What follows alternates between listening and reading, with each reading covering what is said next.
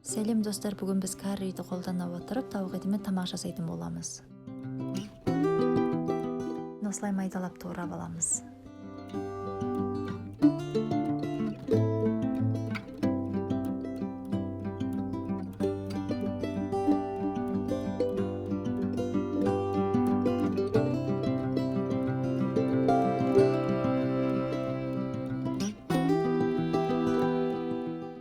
Біз осындай ысыған майымызға пиязымызды салып қуырамыз.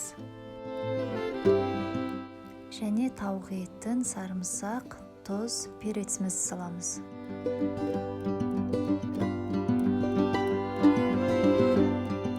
Және етіңіздің мөлшеріне байланысты сары түсті болғанша карриді саламыз. Мен бір ас қасық жарым салдым.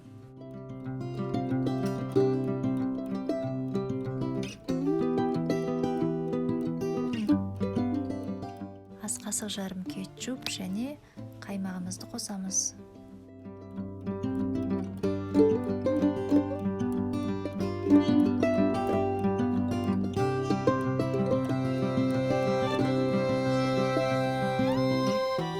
Біздің етіміз осындай сары түсті өте әдемі болып шықты.